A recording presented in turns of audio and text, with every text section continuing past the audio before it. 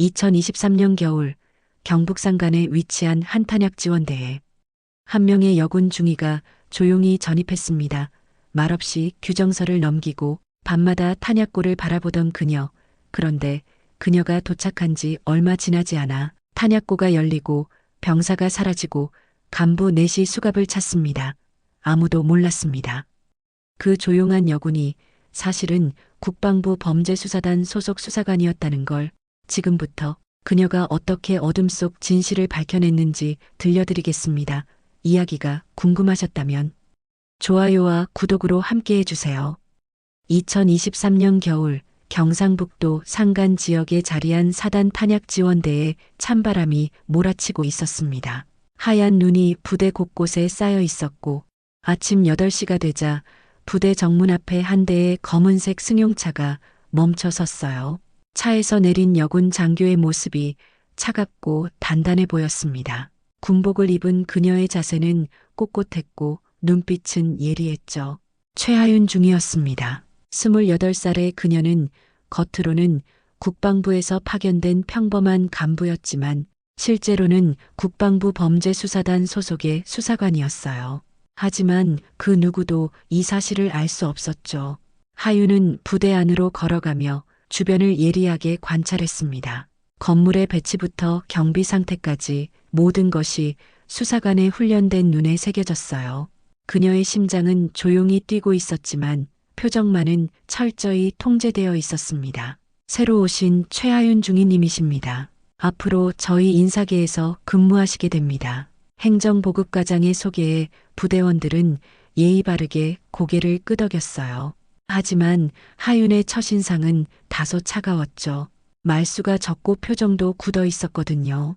악수를 나누는 동안에도 하윤의 시선은 끊임없이 움직였습니다. 누가 어떤 반응을 보이는지, 누가 자신을 피하려 하는지, 누구의 눈에서 불안함이 스치는지 모든 것을 기억해 두었어요. 이런 관찰력은 오랜 수사 경험에서 나온 것이었죠. 점심시간이 되자 식당 곳곳에서 수군거리는 소리가 들려왔습니다. 하윤은 식사를 하면서도 귀를 기울였어요. 저중이님, 뭔가 다르지 않습니까? 말도 별로 안 하시고. 그러게 말이에요. 그런데 인사계 업무보다 탄약고 쪽에 더 관심 있어 보이던데요. 맞아요. 첫날부터 탄약 관리 규정을 물어보시더라고요. 꼼꼼하게 메모하시면서. 보통 새로운 간부들은 그런 것까지 신경 안 쓰는데 말이에요. 실제로 하윤은 업무 첫날부터 탄약 관리 규정을 꼼꼼히 살펴봤어요. 두꺼운 규정집을 페이지마다 넘겨가며 읽었고 중요한 부분은 형광펜으로 표시했죠. 총기 점검표를 직접 확인하고 탄약고 출입 기록부를 복사해서 개인 파일에 차곡차곡 보관했습니다. 동료들이 보기엔 지나치게 세심해 보였겠지만 하윤에게는 모든 것이 소중한 수사의 단서였어요. 규정서를 읽어 내려가면서 하윤은 속으로 중얼거렸습니다. 여기서 분명 허점을 찾을 수 있을 거야. 규정을 어기는 부분이 있다면 그게 바로 실마리가 될 거야. 저녁 무렵이 되자 하윤은 탄약고 주변을 혼자 천천히 둘러보기 시작했어요. 겨울바람이 차갑게 뺨을 스쳤지만 그녀의 집중력은 전혀 흔들리지 않았죠. 손에는 작은 노트북이 들려 있었고 관찰한 내용을 즉석에서 기록했습니다. 탄약고 문의 잠금 장치 종류, CCTV 설치 위치와 각도, 조명의 밝기까지 세세한 부분을 놓치지 않았어요. 경비병의 순찰 패턴도 시간을 재가며 정확히 파악했죠. 철조망 너머로 보이는 탄약고의 모습이 어둠 속에서 더욱 음산해 보였습니다. 콘크리트로 견고하게 지어진 그 건물은 마치 거대한 비밀을 품고 있는 요새 같았어요. 하윤은 그 건물을 바라보며 가슴 깊은 곳에서 올라오는 불안감과 동시에 강한 사명감을 느꼈습니다. 뭔가 큰 비밀이 그 안에 숨어 있다는 직감이 강하게 들었거든요. 그날 밤 하윤은 숙소에서 임무 보고서를 작성했어요. 작은 스탠드 불빛 아래서 키보드를 두드리는 소리만이 고요한 밤을 깨뜨렸죠. 겉으로는 평범한 전입 보고서였지만 실제로는 위장 잠입 작전의 첫 단계를 상세히 기록한 것이었습니다. 하윤은 노트북 화면을 바라보며 속으로 다짐했어요. 반드시 진실을 밝혀내겠어. 이윤수 병장이 무엇을 알고 있었는지, 왜 사라져야 했는지 모든 것을 파헤치겠어. 창밖으로 보이는 탄약고가 어둠 속에서 묵직하게 자리하고 있었습니다. 그 모습이 마치 잠들어 있는 거대한 괴물처럼 느껴졌어요. 전입 일주일 후 부대에 충격적인 소식이 전해졌습니다. 탄약고 담당병인 이윤수 병장이 갑자기 실종된 거예요. 공식 발표는 무단 이탈, 즉 탈영이었죠. 하지만 하윤은 뭔가 이상하다는 느낌을 지울 수 없었습니다. 앞뒤가 맞지 않는 구석이 너무 많았거든요. 아침 조회 시간, 중대장이 차가운 목소리로 발표했어요. 어젯밤 이윤수 병장이 무단 이탈했습니다. 현재 헌병대와 경찰이 수색 중이니 여러분은 평소와 같이 업무에 집중하시기 바랍니다. 하윤은 부대원들의 반응을 세심하게 관찰했습니다. 대부분은 진심으로 놀라워했지만 몇몇은 이미 알고 있었다는 듯한 표정을 지었어요. 특히 장기철 중령의 얼굴에 스쳐 지나간 안도의 기색을 놓치지 않았죠. 그의 어깨가 살짝 내려앉는 것도 보였습니다. 마치 큰 짐을 내려놓은 것처럼 말이에요. 조회가 끝나자 부대원들 사이에서 웅성거리는 소리가 끊이지 않았어요. 병장님, 어제까지만 해도 멀쩡했는데 말이 안 되잖아요. 저녁에도 같이 텔레비전 봤는데. 그러게 말입니다. 전화도 받지 않고 가족들도 연락이 안 된다고 하더라고요. 그런데 이상한 게 왜 짐은 그대로 두고 갔을까요? 탈영하려면 최소한 개인 물품은 챙겨야 하는 거 아닌가요? 맞아요. 지갑이랑 핸드폰도 그대로 있다던데요. 이윤수 병장에 대한 동료들의 증언은 하나같이 의외였어요. 26살의 그는 성실하기로 소문난 병사였거든요. 탄약 관리에 있어서는 누구보다 꼼꼼했고 규정 준수에도 철저했죠. 휴가도 거의 나가지 않을 정도로 책임감이 강했습니다. 그런 사람이 갑자기 탈영을 한다는 게 상식적으로 납득이 가지 않았어요. 하윤은 기회를 엿보다가 이윤수의 생활관으로 몰래 들어갔습니다. 다른 병사들이 모두 오후 작업에 나간 2시경이었어요. 생활관은 고요했고 이윤수의 침상만이 텅 빈 채로 남아 있었죠. 정돈된 이불과 베개가 주인을 기다리는 것처럼 놓여 있었습니다. 하윤은 조심스럽게 주변을 살펴보기 시작했어요. 개인 사물함을 열어보니 옷가지와 세면도구가 그대로 있었습니다. 심지어 지갑과 신분증까지 모두 제자리에 있었어요. 정말 급하게 나간 것 같았죠. 하지만 하윤의 오랜 수사 경험으로는 이것이 너무 인위적으로 연출된 것처럼 보였습니다. 너무 깔끔하게 정리되어 있었거든요. 침상 위에는 이윤수가 읽던 책이 펼쳐져 있었어요. 군사학 개론서였는데 책갈피가 꽂힌 페이지에는 형광펜으로 줄이 그어져 있었죠. 군인의 양심과 의무라는 제목의 장이었습니다. 하윤은 그 부분을 읽으며 가슴이 먹먹해졌어요. 침상 주변을 더 세심하게 살펴보던 하윤의 손끝이 매트리스 밑에서 작은 물체를 발견했습니다. 손가락으로 조심스럽게 끄집어낸 것은 손바닥만 한 SD카드였어요. 검은색 플라스틱 케이스에 담겨 있었고 겉면에는 작은 글씨로 진실이라고 적혀 있었죠. 이건 뭐지? 왜 이런 곳에 숨겨놨을까? 하윤은 재빨리 그것을 주머니에 넣고 생활관을 나왔어요. 심장이 빠르게 뛰었지만 표정만은 평온함을 유지했죠. 복도에서 마주친 병사에게도 자연스럽게 인사했습니다. 수고하십니다. 아, 중위님, 수고하십니다. 그날 저녁 하윤은 개인 노트북으로 SD카드의 내용을 확인했어요. 파일을 열어보는 순간 하윤의 눈이 크게 떠졌습니다. 화면에는 탄약 출입 기록에 조작된 흔적들이 가득했거든요. 엑셀 파일로 정리된 자료에는 실제 수량과 장부상의 수량이 맞지 않는 증거들이 날짜별로 꼼꼼히 정리되어 있었어요. 더 충격적인 것은 여러 개의 녹음 파일들이었습니다. 파일명을 보니 날짜와 시간이 정확히 기록되어 있었어요. 첫 번째 파일을 재생하자 낮은 남성의 목소리와 이윤수 병장의 목소리가 선명하게 들려왔죠. 병장, 이번 달도 예전처럼 해야 해. 알겠지? 중령님, 이거 정말 위험한 일 아닙니까? 만약 들키면 어떻게 하죠? 저는 가족도 있고, 위험하긴 뭐가 위험해. 다들 하는 일이야. 너만 조용히 하면 아무 문제 없어. 목소리를 듣는 순간 하유는 온몸에 전율이 흘렀습니다. 그 중령의 목소리가 바로 장기철이었거든요. 그 온화하고 부드러운 목소리 뒤에 이런 어둠이 숨어 있었다니. 다음 날 아침 하유는 탄약과장인 장기철 중령을 완전히 새로운 시각으로 관찰하기 시작했습니다. 45살의 장 중령은 여전히 온화한 미소를 지으며 부하들에게 다정하게 말을 걸었어요. 부드러운 말투로 격려하고 누구보다 친근해 보였죠. 하지만 이제 하윤에게는 그 모든 것이 정교하게 만들어진 가면처럼 느껴졌습니다. 어떻게 이런 사람이 그런 일을 저질렀을까 하는 생각에 소름이 돋았어요. 최중희, 적응은 잘 되고 있나요? 혹시 뭔가 어려운 일이 있으면 언제든 편하게 말해주세요. 우리는 가족 같은 사이니까.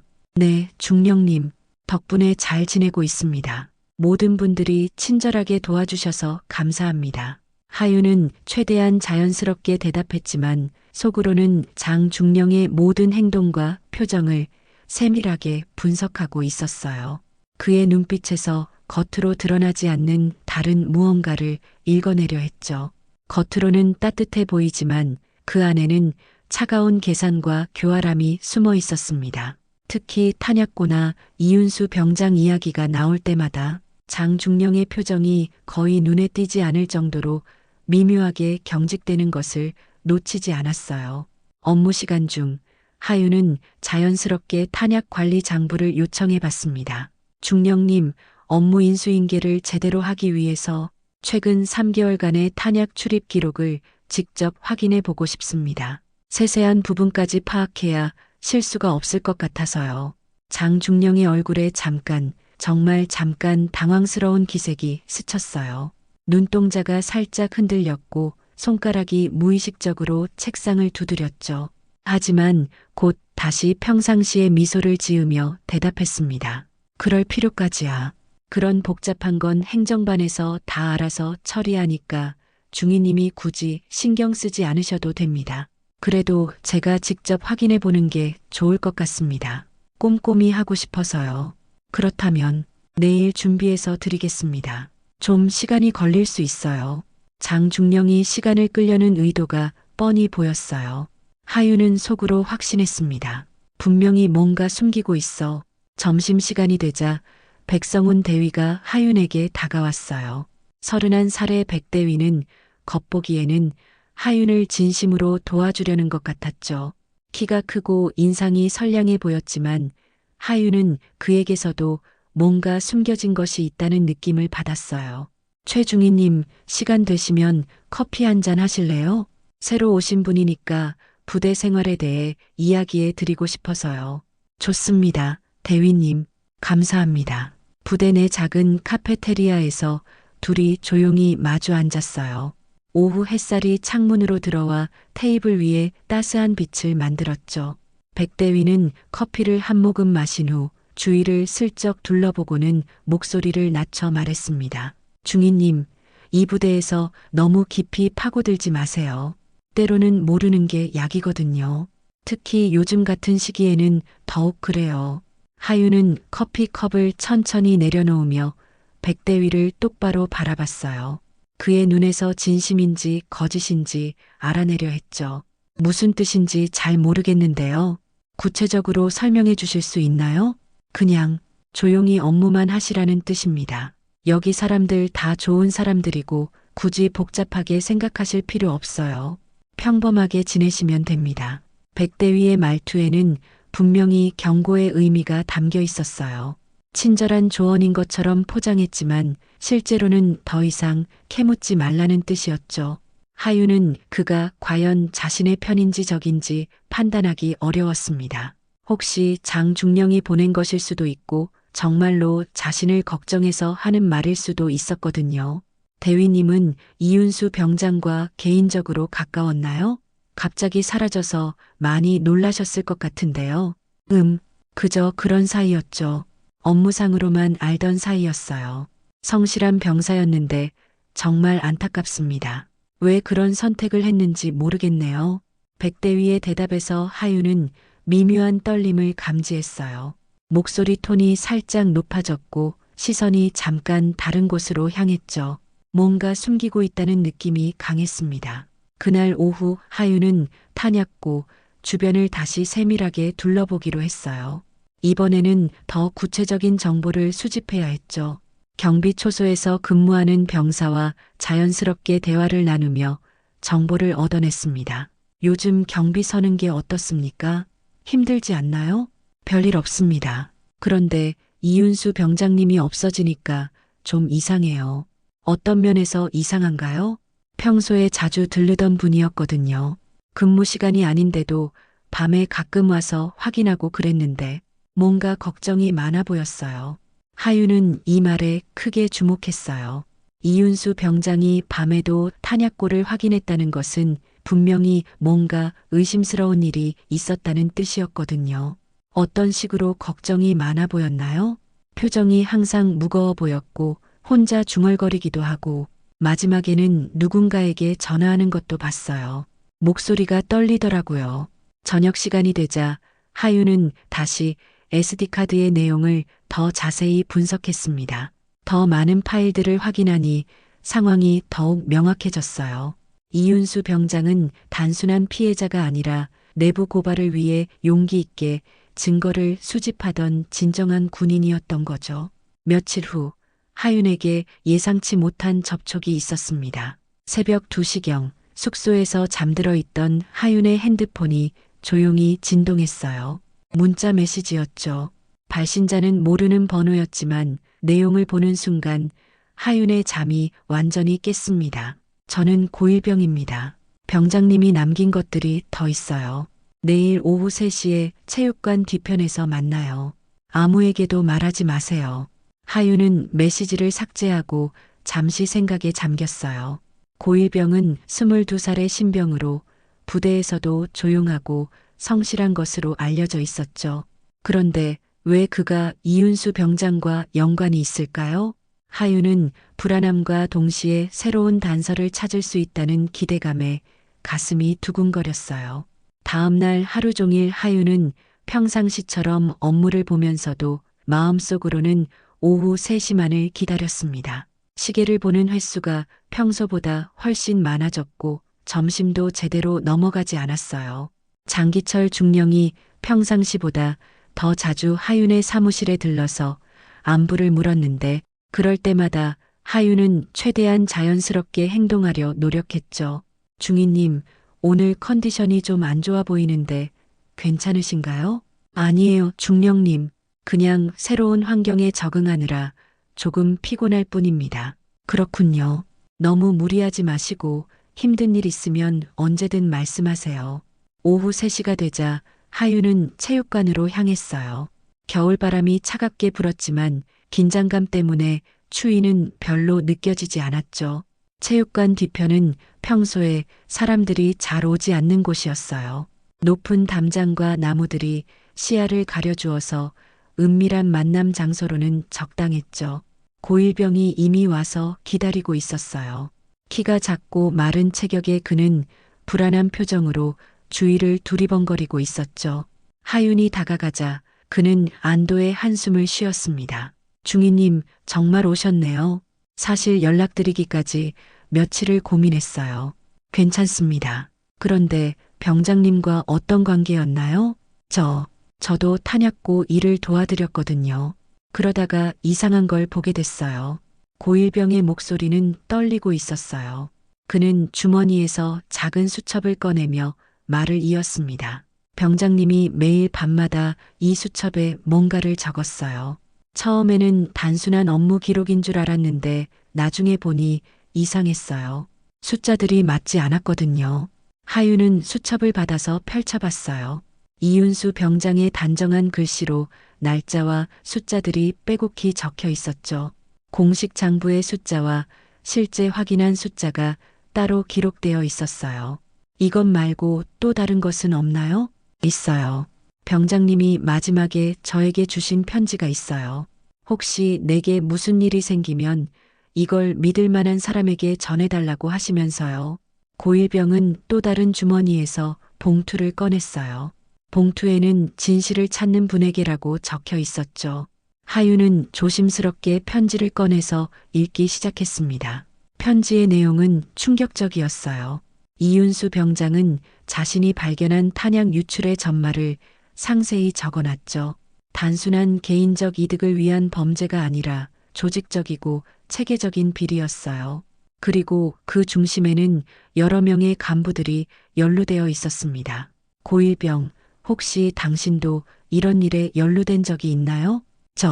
저는 모르고 했어요. 백성훈 대위님이 간단한 심부름이라고 하셨거든요. 탄약고에서 뭔가를 빼서 다른 곳으로 옮기는 일이었는데 나중에 생각해보니 이상했어요. 하윤은 고일병의 말에서 백성훈 대위의 이름이 나온 것에 주목했어요. 역시 그도 이 사건에 깊이 연루되어 있었던 거죠. 언제부터 그런 일을 하라고 했나요? 한 달 전쯤부터요. 처음에는 별 생각 없이 했는데 병장님이 걱정스러운 표정으로 저를 보시더라고요. 그때부터 뭔가 잘못됐다는 걸 느꼈어요. 갑자기 고일병의 얼굴이 창백해졌어요. 누군가 다가오는 발소리가 들렸거든요. 하윤도 즉시 긴장했죠. 빨리 가세요, 중위님. 누가 오는 것 같아요. 당신은 어쩔 거예요? 저는 괜찮아요. 그냥 운동하러 나온 것처럼 하면 돼요. 하윤은 편지와 수첩을 재빨리 주머니에 넣고 다른 쪽으로 몸을 숨겼어요. 잠시 후 백성훈 대위가 나타났죠. 그는 고일병을 보더니 의심스러운 표정을 지었습니다. 고일병, 여기서 뭐 하고 있어? 운동하러 나왔습니다. 대위님. 혼자? 네, 대위님. 백대위는 주위를 둘러보더니 고일병에게 뭔가 속삭였어요. 하윤은 숨어서 그들의 대화를 들으려 했지만 목소리가 너무 작아서 잘 들리지 않았죠. 다만 고일병의 표정이 점점 어두워지는 것은 볼 수 있었어요. 그날 밤 하윤은 새로 얻은 증거들을 정리하며 계획을 세웠습니다. 이제 상황이 더욱 명확해졌어요. 이 사건은 단순한 개인 범죄가 아니라 조직적인 비리였고 이윤수 병장은 그것을 폭로하려다가 목숨을 잃었을 가능성이 높았죠. 2024년 1월 넷째 주 부대에 갑작스러운 비상사태가 발생했습니다. 새벽 5시 날카로운 비상벨 소리가 부대 전체를 깨웠어요. 하윤은 침대에서 벌떡 일어나며 심장이 빠르게 뛰는 것을 느꼈죠. 뭔가 큰일이 벌어졌다는 직감이 들었어요. 급히 옷을 입고 밖으로 나가니 부대원들이 모두 혼란스러워하고 있었습니다. 탄약고 쪽에서 헌병들이 분주하게 움직이고 있었고 여러 대의 군용 차량이 긴급히 출동하고 있었어요. 무슨 일입니까? 하윤이 지나가는 부사관에게 물었습니다. 탄약고에 문제가 생겼다고 합니다. 정확한 건 모르겠지만 심각해 보여요. 1시간 후 전체 집합이 있었어요. 부대장이 직접 나와서 상황을 브리핑했죠. 그의 얼굴은 심각했고 목소리에는 분노가 섞여 있었어요. 어젯밤 탄약고 잠금 장치가 무단으로 해제되었습니다. 실탄 200발과 수류탄 10개가 분실되었어요. 이는 매우 심각한 보안 사고입니다. 부대원들 사이에서 웅성거리는 소리가 들렸어요. 탄약 분실은 군대에서 일어날 수 있는 가장 심각한 사고 중 하나였거든요. 하윤은 이것이 우연이 아니라고 확신했습니다. 누군가 증거를 인멸하려고 하는 거였어요. 장기철 중령의 얼굴을 유심히 관찰했는데 그는 다른 사람들과 달리 놀라지 않았어요. 오히려 무표정했죠. 마치 이미 알고 있었다는 듯한 반응이었습니다. 집합이 끝나고 하윤은 즉시 개인 사무실로 돌아가서 국방부 상급자에게 비밀 보고를 했어요. 상황이 급박하게 돌아가고 있었고 더 이상 혼자서는 감당할 수 없다고 판단했거든요. 이곳은 범죄수사단 최하윤 중위입니다. 긴급 보고 드립니다. 상황을 말해보세요. 탄약 유출 사건이 조직적 은폐 단계에 접어들었습니다. 증거 인멸이 진행 중인 것으로 보입니다. 전화를 끊고 나서 하윤은 깊은 한숨을 쉬었어요. 이제 더 이상 뒤로 물러설 수 없었죠. 정면 승부를 해야 할 때가 온 거였어요. 점심시간 고일병이 하윤에게 다가왔어요. 그의 얼굴은 창백했고 손은 떨리고 있었죠. 중이님, 큰일 났어요. 어젯밤에 누군가 제 침상을 뒤졌어요. 뭐라고요? 개인 물품들이 다 뒤섞여 있었고 이상한 건 제 침상 밑에서 실탄 2발이 나왔다는 거예요. 저는 절대 그런 걸 가져온 적이 없는데. 하윤은 즉시 상황을 파악했어요. 고일병을 함정에 빠뜨리려는 계획이었죠. 증언할 수 있는 사람들을 하나씩 제거하려는 거였어요. 지금 어디 있어야 하나요? 1시간 후에 군기교육대로 이송된다고 합니다. 실탄 은닉 혐의로요. 하윤의 머리가 빠르게 돌아갔어요. 고일병마저 사라지면 핵심 증인이 모두 없어지는 거였죠. 뭔가 조치를 취해야 했어요. 잠깐만 기다려 보세요. 제가 뭔가 해볼게요. 하윤은 급히 부대장실로 향했어요. 부대장은 탄약 분실 사건 때문에 극도로 신경이 예민해져 있었죠. 부대장님, 고일병 건에 대해 말씀드릴 게 있습니다. 뭔가 알고 있는 게 있나요? 네, 이 사건이 단순한 개인 범죄가 아닐 가능성이 높습니다. 좀 더 신중하게 조사해야 할 것 같습니다. 부대장은 하윤의 말을 듣더니 잠시 생각에 잠겼어요. 그리고 고일병의 이송을 일단 보류하라고 지시했죠. 그날 저녁 하윤은 마침내 결심을 굳혔습니다. 더 이상 기다릴 수 없었어요.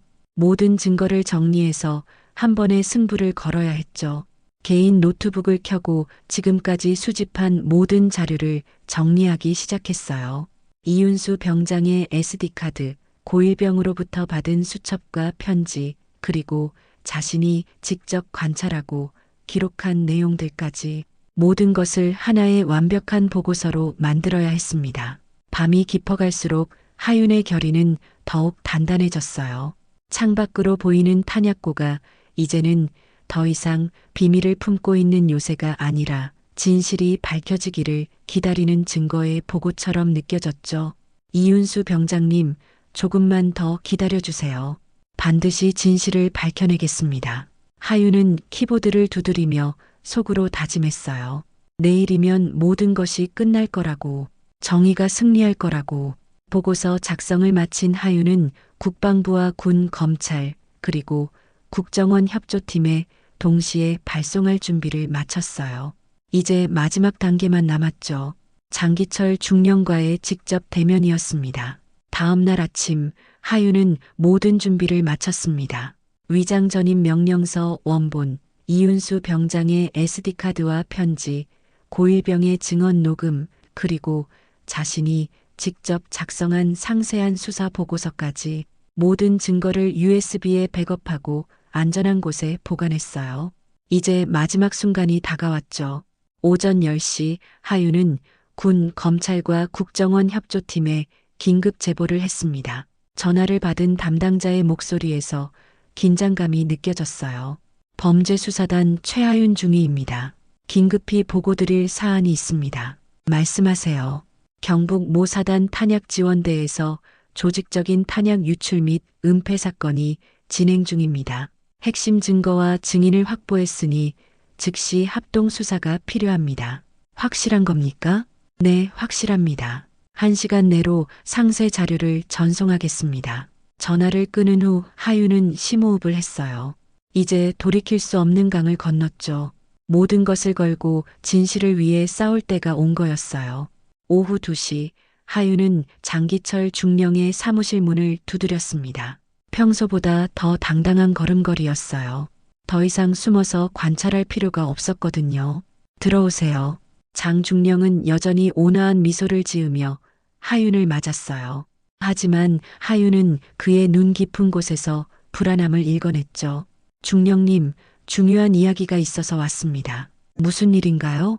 편하게 앉으세요. 하윤은 의자에 앉으며 장중령을 똑바로 바라봤어요. 그리고 조용하지만 확신에 찬 목소리로 말했습니다. 중령님, 이윤수 병장이 남긴 모든 증거를 확보했습니다. 장중령의 얼굴에서 순간적으로 모든 표정이 사라졌어요. 온화했던 미소가 굳어지고 눈동자가 흔들렸죠. 몇 초간의 침묵이 흘렀습니다. 무슨 말씀이신지 모르겠는데요. SD카드, 녹음 파일, 수기 기록까지 모든 것이 있습니다. 중령님과 이윤수 병장의 대화 내용도 선명하게 들어있어요. 장중령이 책상에서 일어났어요. 그의 손이 미세하게 떨리고 있었죠. 중위님, 지금 뭔가 오해하고 계신 것 같은데 오해가 아닙니다. 탄약 유출, 장부 조작, 그리고 이윤수 병장에 대한 협박까지 모든 것이 기록되어 있어요. 장중령의 목소리가 차갑게 변했어요. 더 이상 가면을 쓸 필요가 없다고 판단한 거죠. 그래서 어쩌겠다는 거요? 증거라는 게 있다면 내놔보시오. 이미 관련 기관에 모두 제출했습니다. 1시간 전에요. 이 말을 듣는 순간 장중령의 얼굴이 완전히 일그러졌어요. 그는 주먹을 꽉 쥐며 하윤을 노려봤죠. 당신이 뭔데 이런 일에 끼어들어? 저는 국방부 범죄수사단 4팀 소속 중위 최하윤입니다. 하윤이 자신의 정체를 밝히는 순간 장중령은 완전히 무너져 내렸어요. 의자에 주저앉으며 머리를 감쌌죠. 이번 작전명은 V탄약고 작전입니다. 중령님, 모든 게 끝났어요. 그때 사무실 문이 열리며 백성훈 대위가 들어왔어요. 그는 상황을 보더니 즉시 긴장했죠. 무슨 일입니까? 대위님도 함께 계시는 게 좋겠네요. 어차피 곧 수사관들이 올 거니까요. 백대위의 얼굴도 창백해졌어요. 그제서야 자신들이 완전히 포위되었다는 것을 깨달은 거죠. 오후 3시 정확히 예고한 시간에 군 검찰과 헌병대가 부대에 도착했어요. 하윤은 그들을 맞으며 안도의 한숨을 쉬었죠. 긴 잠입 수사가 드디어 끝나는 순간이었어요. 범죄수사단 최하윤 중위입니다. 모든 증거와 용의자를 준비해 두었습니다. 검찰 수사관이 하윤의 손을 잡으며 말했어요. 수고 많았습니다. 중위님. 훌륭한 수사였어요. 장기철 중령과 백성훈 대위를 비롯해 총 4명의 간부가 현장에서 체포되었어요. 그들은 모두 고개를 숙인 채 끌려갔죠. 한때 군인의 명예를 상징했던 계급장이 이제는 수치의 증표처럼 보였어요. 부대원들은 모두 충격에 빠져 있었습니다. 평소에 존경했던 상급자들이 범죄자였다는 사실을 받아들이기 어려워했죠. 하지만 진실은 언제나 고통스러운 법이었어요. 하윤은 마지막으로 이윤수 병장의 침상을 찾아갔어요. 텅 빈 그 자리에서 잠시 묵념을 올렸죠. 병장님, 이제 편히 쉬세요. 진실이 밝혀졌어요. 7장, 일주일 후 사건의 전모가 완전히 드러났습니다. 장기철 중령을 비롯한 4명의 간부는 탄약 횡령 및 은폐 교사 혐의로 구속되었어요. 수사 결과 그들은 지난 2년간 체계적으로 탄약을 빼돌려 민간 업체에 판매해 왔던 것으로 밝혀졌죠. 그 규모는 상상을 초월할 정도였어요. 하윤은 수사본부에서 최종 브리핑을 받고 있었습니다. 수사팀장의 목소리는 무거웠어요. 총 피해 규모는 30억 원 상당입니다. 실탄 15,000발, 수류탄 200개, 그리고 각종 폭발물까지. 이것들이 테러리스트나 범죄 조직 손에 들어갔다면 상상할 수 없는 참사가 벌어졌을 겁니다. 하윤은 깊은 한숨을 쉬었어요. 이윤수 병장이 목숨을 걸고 막으려 했던 일이 얼마나 큰 것이었는지 새삼 깨달았거든요. 이윤수 병장은 어떻게 되었나요?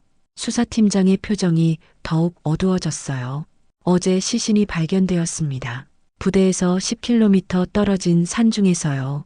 사인은 둔기에 의한 뇌출혈이었습니다. 하윤의 가슴이 먹먹해졌어요. 결국 이윤수 병장은 진실을 밝히려다 목숨을 잃은 거였죠. 26살의 젊은 군인이 정의를 위해 치른 대가치고는 너무 컸어요. 장중령이 직접 살해했나요? 그건 아닙니다. 민간 업체 쪽에서 고용한 사람의 소행으로 보입니다. 하지만 장중령이 이윤수 병장의 위치를 알려준 것은 확실해요. 하윤은 주먹을 꽉 쥐었어요. 분노가 치밀어 올랐지만 동시에 깊은 슬픔도 느껴졌죠. 한 사람의 용기 있는 고발이 이런 비극으로 끝나다니. 며칠 후 고일병에 대한 재조사가 진행되었어요.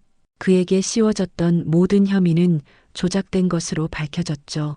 침상 밑에서 발견된 실탄도 누군가 고의로 숨겨놓은 것이었어요. 하윤은 고일병을 만나러 갔습니다. 그는 군기교육대에서 풀려나 원래 부대로 돌아왔지만 여전히 충격에서 벗어나지 못하고 있었어요. 중위님, 정말 감사합니다. 중위님이 아니었다면 저는 억울하게 죄인이 될 뻔했어요. 당연한 일을 했을 뿐입니다. 오히려 제가 고마워요. 용기 내서 진실을 말해줘서. 고일병의 눈에 눈물이 맺혔어요. 병장님이 돌아가셨다는 소식을 듣고 너무 슬펐어요. 좋은 분이었는데 왜 이런 일이 벌어져야 했을까요?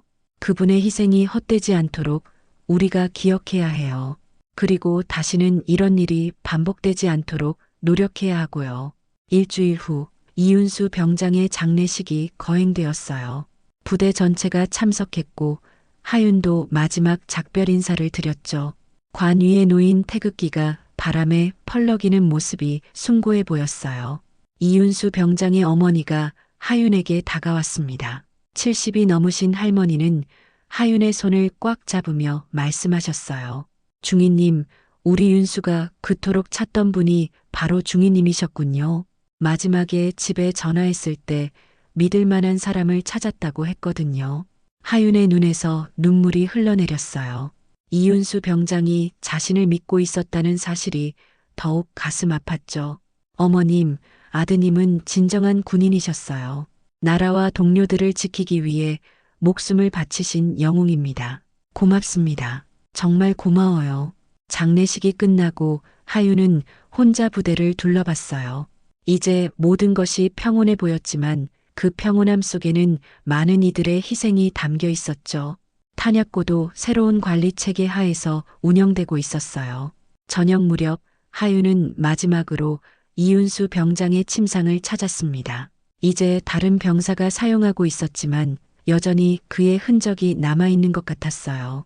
창가에 놓인 작은 화분에는 새싹이 돋아나고 있었죠. 병장님, 이제 정말 편히 쉬세요. 당신의 용기 덕분에 더 많은 사람들이 지켜졌어요. 하윤은 가슴에 손을 얹고 묵념을 올렸어요. 그리고 마음속으로 다짐했죠. 앞으로도 이런 정의를 위해 계속 싸우겠다고. 밤이 되어 하윤은 숙소에서 최종 보고서를 작성했습니다. 이번 임무는 성공적으로 끝났지만 개인적으로는 너무 큰 상처를 남겼어요. 한 명의 소중한 생명을 구하지 못했다는 자책감이 무거웠죠. 보고서를 마친 하윤은 창밖을 바라봤어요. 별들이 반짝이는 밤하늘이 평화로워 보였지만 그 평화를 지키기 위해 얼마나 많은 사람들이 노력하고 있는지 생각하니 감회가 새로웠습니다. 한 달 후 하윤은 다시 국방부 범죄수사단의 어두운 사무실로 돌아왔습니다. 형광등 불빛 아래서 각종 서류들을 정리하고 있는 동료들의 모습이 익숙하면서도 낯설게 느껴졌어요. 긴 잠입 수사를 마치고 돌아온 하윤을 동료들이 반갑게 맞아주었죠. 하윤아, 정말 고생 많았어. 뉴스에서 봤는데 대단했더라. 동료 수사관인 김중희가 커피를 건네며 말했어요. 하지만 하윤의 표정은 여전히 무거웠죠. 성공적인 수사였지만 이윤수 병장의 죽음이라는 큰 상처가 마음에 남아 있었거든요. 고마워. 그런데 솔직히 말하면 완전히 성공했다고 할 수는 없어. 한 명을 구하지 못했으니까. 그래도 더 큰 피해를 막았잖아. 내가 없었다면 탄약들이 어디로 흘러갔을지 몰라. 하윤은 고개를 끄덕였지만 여전히 마음이 편하지 않았어요. 책상에 앉아 이번 사건의 후속 보고서들을 읽어보니 사건의 파급력이 얼마나 컸는지 새삼 깨달았죠. 관련자들의 재판이 진행 중이었고 군 전체의 탄약 관리 시스템이 전면 개편되고 있었어요. 오후 3시경 수사팀장이 하윤을 불렀습니다. 팀장실에 들어가니 뜻밖의 소식이 기다리고 있었어요. 하윤 중위 이번 수사로 특진 추천이 들어왔어요. 그리고 국정원에서도 협조 요청이 왔고요. 특진이요? 아직 그럴 때가 아닌 것 같은데요. 왜 그래? 충분히 자격이 있어. 그런데 표정이 좀 어둡네. 뭔가 고민이 있나? 하윤은 잠시 망설이다가 솔직하게 마음을 털어놨어요. 팀장님, 이번 일로 많은 걸 느꼈어요. 우리가 지키려는 조직 안에 이런 썩은 부분이 있다는 게 충격이었거든요. 그래서 더 많은 곳에서 이런 일들이 벌어지고 있을 것 같아요. 누군가는 계속 이런 일을 해야 하잖아요. 팀장은 하윤의 말을 듣고 미소를 지었어요. 그리고 책상 서랍에서 한 장의 서류를 꺼냈죠. 마침 잘 됐네. 새로운 임무가 들어왔거든. 서류를 받아본 하윤의 눈이 커졌어요. 그것은 또 다른 부대로의 파견 명령서였거든요. 이번에는 어디인가요?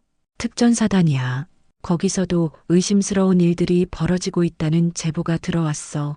정확한 내용은 현장에 가서 파악해야 해. 하윤은 서류를 보며 복잡한 기분이 들었어요. 한편으로는 또 다른 위험한 임무에 대한 부담감이, 다른 한편으로는 정의를 실현할 수 있다는 사명감이 교차했죠. 언제 출발인가요? 다음 주 월요일. 준비할 시간은 충분해. 그날 저녁 하윤은 혼자 한강을 걸으며 생각에 잠겼어요. 강물이 흘러가는 모습을 보니 지난 몇 달간의 일들이 주마등처럼 스쳐 지나갔죠. 이윤수 병장의 마지막 모습, 고일병의 떨리는 목소리, 장기철 중령의 일그러진 얼굴까지. 핸드폰이 울렸어요. 고일병에게서 온 문자였죠. 중위님, 안녕하세요. 저는 잘 지내고 있어요. 이번에 제대하면 경찰이 되려고 해요. 중위님처럼 정의로운 일을 하고 싶거든요. 항상 감사드려요. 하윤은 문자를 읽으며 따뜻한 미소를 지었어요. 이윤수 병장의 희생이 완전히 헛되지는 않았구나 하는 생각이 들었거든요. 적어도 한 명의 젊은이가 올바른 길을 선택하게 되었으니까요. 일주일 후 하윤은 다시 파견을 위한 준비를 하고 있었습니다. 가방에 개인 물품들을 챙기면서 마지막으로 이윤수 병장의 사진을 넣었어요. 그의 미소 띤 얼굴이 하윤에게 힘을 주었죠. 동료들이 배웅을 나왔어요.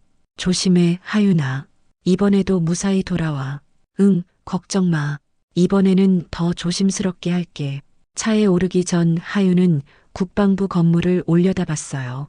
그 안에서 수많은 사람들이 나라를 지키기 위해 노력하고 있었지만 동시에 그 안에도 어둠이 존재한다는 걸 이제는 알았죠.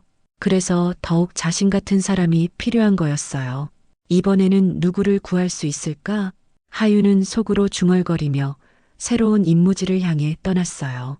창밖으로 보이는 풍경이 빠르게 지나가는 가운데 하윤의 마음속에는 새로운 결의가 불타오르고 있었습니다. 특전사단 파견 신청서에 적힌 마지막 문구가 머릿속에 맴돌았어요. 파견 수사 요청, 내부 비리 의혹 조사. 하윤은 주먹을 꽉 쥐었어요. 어디든 부정이 있는 곳이라면 달려가서 진실을 밝혀내겠다고 다짐했죠. 이윤수 병장 같은 희생자가 더 이상 나오지 않도록. 차창 밖으로 석양이 지고 있었어요. 하지만 하윤에게는 새로운 아침이 시작되는 기분이었죠. 정의는 결코 혼자 싸우는 게 아니라는 걸 배웠거든요. 어둠 속에서도 빛을 잃지 않는 사람들이 있고 그들과 함께라면 어떤 어려움도 이겨낼 수 있다는 믿음이 생겼어요. 군대는 밖보다 안이 더 위험할 수 있다. 하지만 그 안에도 희망은 있다. 하윤의 여행은 계속되었습니다.